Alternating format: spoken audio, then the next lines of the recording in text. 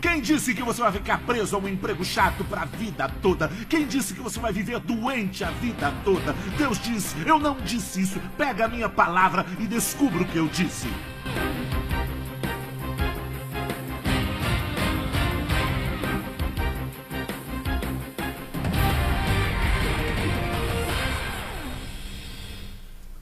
Por favor, escuta isso, gente. Você andar no espírito versus andar na carne é por fim baseado em como você pensa. A carne não é um comportamento ruim. A carne é um pensamento ruim. É isso que é no final. Você não comete a fornicação sem primeiro pensar nisso. Não é acordar no dia seguinte e dizer, eu estou na cama? Céus, eu estou na cama. Sem minhas roupas, com minhas roupas saíram de mim. E olha, tem alguém do meu e não é minha esposa. Quem é essa pessoa estranha aqui comigo? Não, gente, você teve que pensar. Você tem que pensar, você entende? Um pensamento vagou por aí, você entende? O que você tem que ver aqui é que a carne não é um comportamento ruim, mas um pensamento. É um pensamento ruim. Eu quero que você pense comigo. É um pensamento ruim. A carne é um modo de pensar. A carne é um modo de pensar que se opõe à palavra de Deus. É um modo de pensar que se opõe ao amor de Deus. É um modo de pensar que se opõe à fé em Deus. É isso que a carne é. É um modo de pensar. Igualmente, o espírito, andar no espírito é por fim um modo de pensar conforme a palavra de Deus, um modo de pensar conforme o amor de Deus, um modo de pensar conforme a fé em Deus. Jesus disse, as palavras que eu falo são espírito e são vida. Veja, temos que ter cuidado com o que julgamos espiritual. Veja, muita coisa que vemos que as pessoas querem que pensemos que é espiritual, de fato não é espiritual, mas é papo.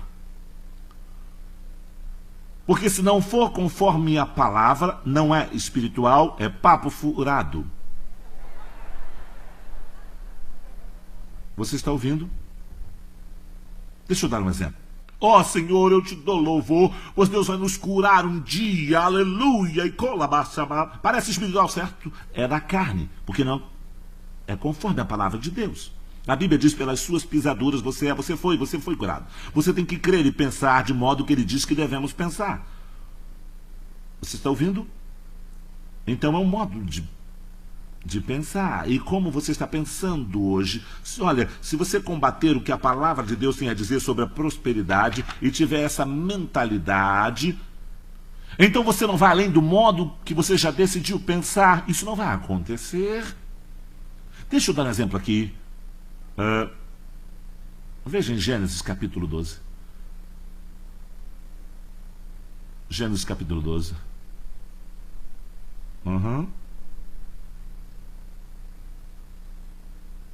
Eu posso ouvir um anjo do céu cantando o que você quiser. Oh, baby, eu tenho. O que você precisa, eu tenho.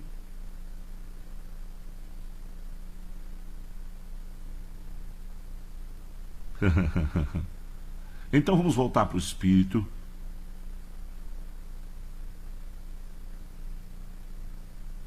Veja em Gênesis capítulo 12, verso 1. Ora, o Senhor disse a Abraão, sai-te da tua terra, da tua parentela, da casa de teu pai, para a terra que eu te mostrarei, e farei de ti uma grande nação. Eu pensei sobre isso. Você já perguntou, Deus, por que o Senhor mandou ele deixar a família? Por que o Senhor mandou ele sair de casa, deixar seu povo, deixar sua família, deixar seus parentes? Eu vou dizer, porque fuja desses que moldam o seu pensamento. Eu não posso tratar com você enquanto você ficar aí com os caldeus, enquanto eles falam de medo e dúvida e incredulidade. Eu estou tentando colocar sua mente no lugar onde as bênçãos podem vir até você. Eu não posso fazer isso até eu te afastar dessas pessoas que moldam o seu modo de pensar. A pergunta de hoje é: com quem você anda? Quem molda seu modo de pensar? Com quem você fica andando que te diz que Deus não é Deus de prosperidade? Quem está enchendo essa sua mente? E pode ser alguém da igreja que enche a sua mente. Bem sabe, amado, eu creio que o Senhor vai nos prosperar, mas eu realmente acho que Deus não tem a ver com dinheiro na sua mão. Quer dizer, isso é entre nós. Quem está moldando a sua mente? A velha mocinha linda agindo como espiritual, mas ela está te preparando para a queda, porque você ouve o que ela tem a dizer. E agora temos que ver com quem nós estamos andando, porque a Bíblia diz que a má conversação corrompe os bons costumes. E quem é que está moldando o seu modo de... É a sua mamãe, o pai, o amigo de chat? Quem é que está moldando o seu modo de pensar? Quem é que fica dizendo que Deus te quer doente? Quem é que fica dizendo que você tem que se divorciar porque todo mundo se divorcia? Quem é que fica dizendo de fato? Essa é a pergunta de Gênesis. No livro de Gênesis, você lembra de Gênesis capítulo 3, versos 9, 10 e... Deus apareceu e disse: ei, Adão, cadê você? Vamos passear. Qual é? E Adão se escondeu. E olha o que ele disse. Ele disse: eu estou nu. E Deus disse... Olha a pergunta de Gênesis. Quem disse isso? Quem disse que você estava nu? Com quem você tem falado? Eu não disse que você estava nu. Veja, a mesma coisa ainda acontece hoje. Ainda temos temos que responder à pergunta de Gênesis, porque você ainda me diz: eu vou morrer com essa doença. E Deus ainda faz a mesma pergunta: com quem você está falando? Eu não disse que você ia morrer com isso. Você ainda acha que você vai ser tão falido quanto o seu tio Zé? Deus diz: com quem você está falando? Quem disse que você vai viver falido a sua vida? Com quem você tem falado? Quem fez sua mente pensar que você vai ser assim a vida toda? Bem, eu nunca vou ter nada em minha vida. Eu estou deprimido e cansado. Eu não consigo me ver. Com quem você está falando? Com quem você está andando? Não pode ser uma pessoa de fé, aleluia, porque as pessoas de fé não têm dessas conversas. Quem disse que você vai viver enrolado a vida toda? Quem disse que você vai ficar preso a um emprego chato para toda a vida? Quem disse que você vai viver doente a vida toda? Deus disse: eu não disse isso. Pega a minha palavra e descubra o que eu disse. Essa é a pergunta de Gênesis. É a sua mente. Como vai chegar ao destino do fluir da prosperidade se você ficar andando com pessoas que ficam falando que Deus quer que você seja moderado? Sim, tudo bem ter prosperidade financeira enquanto você viver com moderação. Bem, eu estou tentando. A Bíblia diz: sede seguidores de Deus como filhos amados. Outra versão diz: para copiá-lo. Mas quando eu vejo suas posses, elas não parecem moderadas. De fato, moderação é usada só 2 vezes na Bíblia toda. E nenhuma vez que dizer, sabe, chegar a esse ponto comum e ficar satisfeito. Nenhuma vez. Deus é extremamente exagerado. Eu sei que alguns estão pensando: não acredito que ele disse: eu sirvo a um Deus de excessos. Alguns aí, veja, eu estou trabalhando essa mente, eu estou tentando combater isso na sua mente. Aquela capetinha fica: não, deixa eu sair. Eu estou dizendo: Deus é um Deus exagerado. Não ouvi ele. Façam calar. Ele vai calar, faz ele. Não, eu estou dizendo que Deus é um Deus exagerado. Ele fez ruas de ouro. Ele é exagerado. E eu vou copiá-lo. Sim, eu vou ser extremamente bom, extremamente alegre, extremamente saudável, extremamente em paz, extremamente rico em cada área que você possa pensar. Aleluia! Eu não vou ter, bem, você só precisa de 2 carros, um para você e um para sua esposa. Não, eu não falo do que eu preciso. Deus já cuidou do que eu preciso.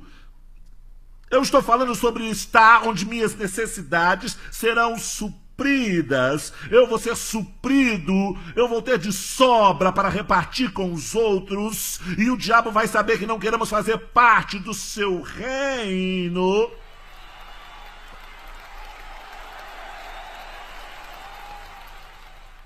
Uhum. Sim. Eu quero esperar você dar adeus a esse demônio. Tira essa coisa medíocre daqui. Vai dar tchau, porque Deus tem um plano de ganhar almas e Ele está pronto para te usar. E Ele vai te usar com excelência moral. Você vai fazer as obras de amor. Você vai poder sair e comprar carros para as pessoas. Você vai poder comprar casa para as pessoas. Você vai poder sair e fazer alguma coisa como pagar estudo para as pessoas. Você vai poder sair e ser uma bênção para alguém. Mas vai começar no pensamento. A prosperidade não pode ser sobre você. Não pode ser sobre suas casas, seus carros e suas coisas. A razão de eu dirigir o carro que eu quero é porque eu doei mais de 100 carros para os outros. Depois que você der 100 carros para os outros, você dirige o carro que quer.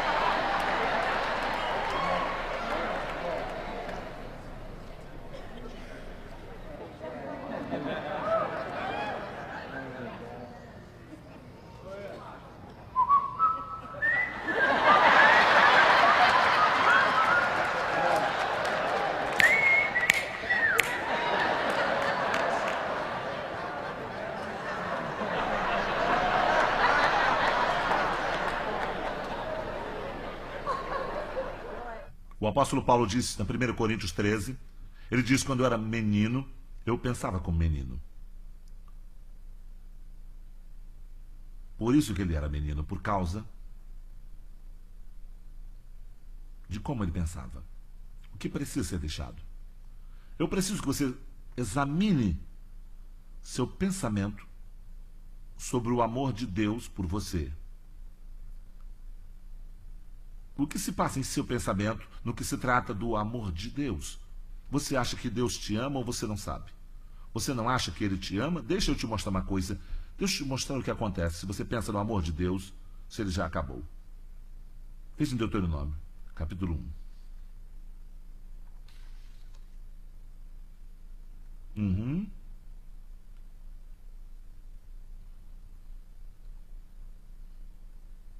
Deuteronômio, capítulo 1.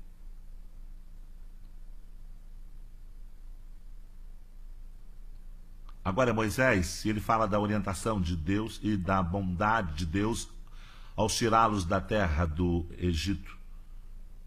Quer dizer, o poder de Deus que ele disponibilizou para libertar a todos ao levá-los para a terra prometida.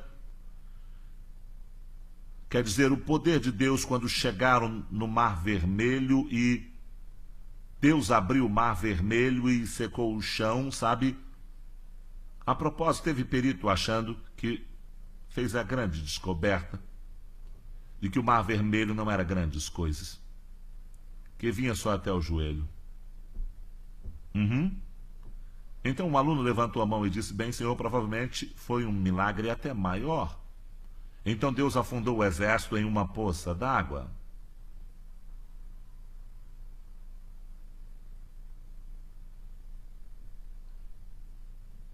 De qualquer modo, foi coisa de Deus. Você entende?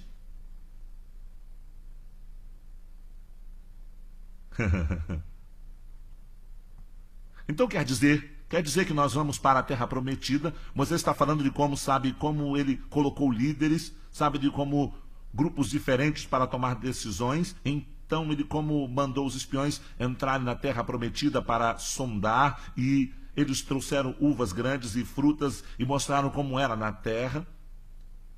Porém, disse uma coisa aqui que nos dá a dica de como as pessoas se rebelam com as promessas de Deus. Se você olhar no verso 26.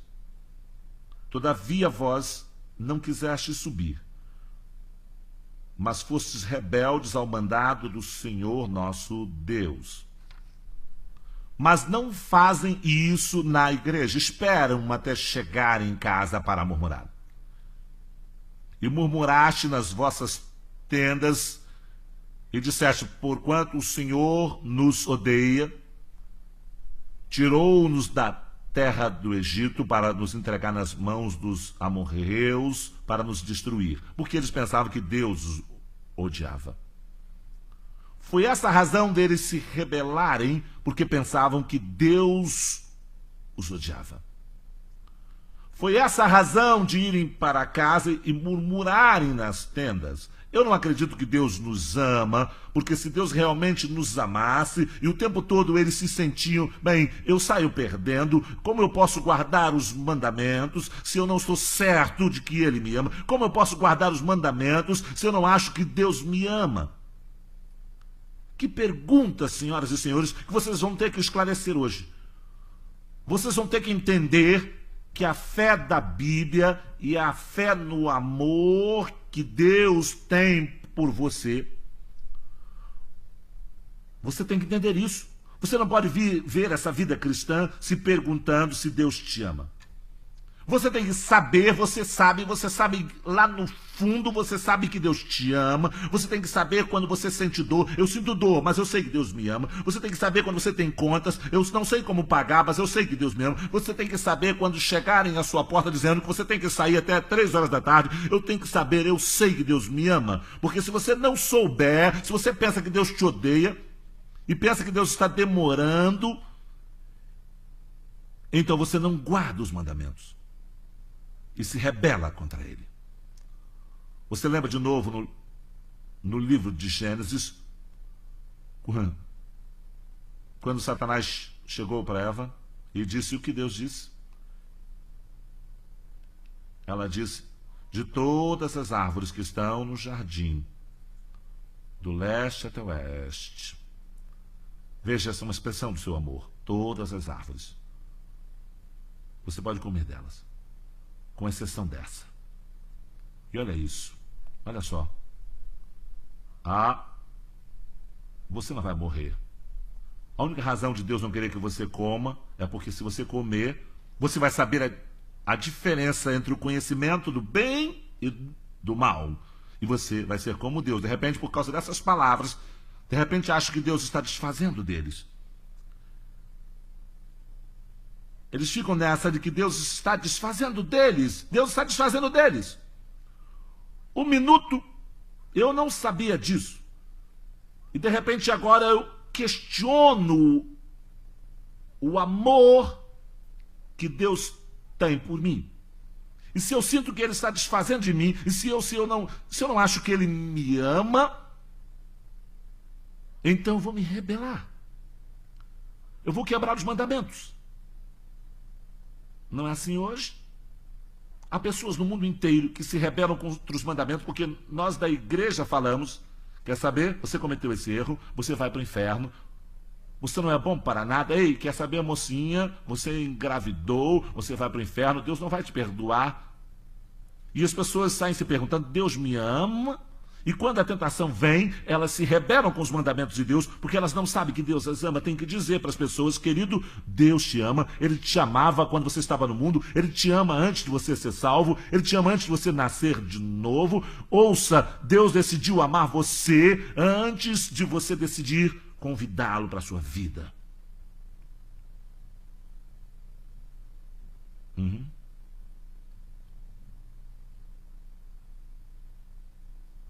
Vá para Marcos, capítulo 1, verso 11. Marcos, capítulo 1 e verso 11.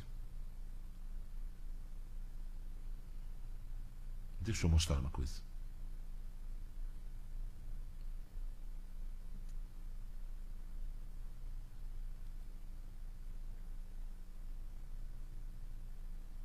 Veja o verso 11.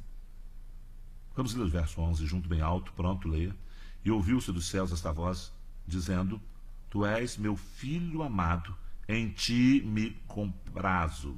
Eu preciso que você saiba disso antes de você abrir uma vista cega. Eu preciso que você saiba disso antes de você alimentar qualquer faminto. Eu preciso que você saiba disso antes de você curar qualquer aleijado. Antes de você fazer qualquer coisa, eu preciso que você saiba que eu te amo antes de você fazer qualquer coisa. E você não tem que fazer nada para ter o meu amor. Eu já te amo, eu já te amei antes de você fazer qualquer coisa.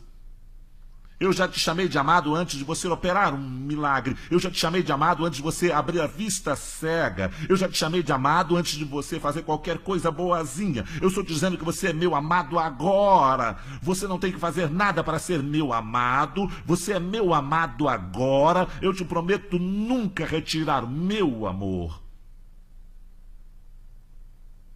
Todos digam bem alto: Deus me ama e eu sei. Fala de novo: Deus me ama e eu sei. Fala de novo: Deus me ama e eu sei. Deixa eu te mostrar mais uma coisa nessa área. Cantares de Salomão, capítulo 8.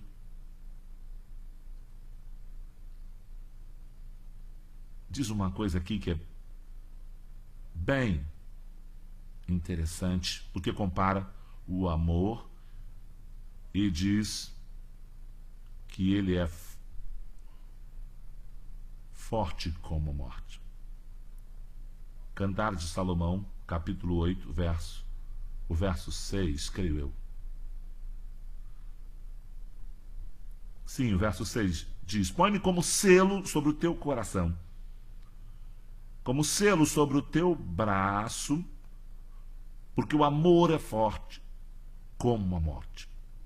O amor é forte como a morte. O amor é forte como a morte. Bem, o que quer dizer? Como você pode dizer que o amor é forte? Bem, pega um morto, ele está lá no caixão. Chega para ele e diz palavras ofensivas. Eu garanto que ele não se ofende. Mas diz que o amor é forte como a morte. Quando o amor de Deus está operando em sua vida, alguém pode chegar e falar palavras ofensivas e você não se ofende. E não só você não se ofende, mas você vence o mal com o bem. O amor é forte como a morte. Chega na pessoa que está no caixão, vai xingar ela. Eu não mandei xingar, mas xingar ela, aposto que ela não vai te xingar. Igualmente nós que operamos no amor de Deus, quando fazem isso com você, ele é forte como a morte. Não pagamos o mal com o mal. Nós não vamos fazer isso, porque o nosso amor é forte como a morte, porque Deus é amor. E nós sabemos quem é mais forte. Ele é Deus Altíssimo. Não há nada superior a Ele. Amém? Temos que olhar para o nosso pensamento, gente. Temos que mudar nossa mente. Nós temos que mudar essa mente corrupta. É a nossa carne indomada, a nossa mente que nos derrota e nos mantém onde estamos e até conquistar nosso pensamento com a palavra e até conquistarmos essa mente que não se alinha com a palavra e ainda estamos no mesmo lugar, até vencermos esse velho modo de pensar. Número 3, a palavra de Deus se leva a pensar conforme a palavra de Deus. E seu pensamento determina o tipo de emoção que você tem. Mas vamos definir emoções. Emoções são sentimentos interiores causados pela dor ou prazer que levam numa direção. São sentimentos. Emoções são sentimentos interiores causados pela dor ou prazer, que são usados para te dirigir ou levar em uma direção. Veja a palavra, emoção. Agora, temos emoções. As emoções nos foram dadas por Deus e elas são um dom. Mas, por favor, ouça. Tudo bem você ter emoções, mas tenha certeza da emoção nunca te ter. Ok? Jesus tinha emoções, mas suas emoções nunca o tinham. A Bíblia diz que ele foi tocado, em Hebreus capítulo 4, ele foi tocado pelos sentimentos das nossas fraquezas, mas suas emoções nunca o tiveram. O pensamento conforme a palavra de Deus produz sentimentos e emoções conforme a palavra de Deus. O pensamento que não é conforme a palavra de Deus produz emoções que não são conformes à palavra de Deus. E Deus nos deu essas emoções, então é melhor aprender a operá-las. Ou elas é que vão nos operar e vão nos levar onde não precisamos ir. E toda vez que você vê o diabo chegar com uma sugestão, tentando pôr seu pensamento conforme a palavra dele, tentando pôr suas emoções conforme o seu modo de pensar e conforme a palavra dele, porque se ele puder te tirar da vontade de Deus para a sua vida, se ele puder te tirar da vontade de Deus quando se trata da prosperidade, então ele vai ter que fazer isso atraindo suas emoções para essa direção. Ele fez a mesma coisa com Jesus no livro de Marcos 14, 33, quando ele estava no jardim do Getsêmani. E ele estava lá suando do sangue, porque no reino das emoções, e aqui a Bíblia diz que ele estava aflito. O que você acha que era aquele sangue saindo dos seus poros? Ele resistia, ele não ia deixar suas emoções mandarem em sua vida. E a Bíblia diz que ele foi em frente e continuou.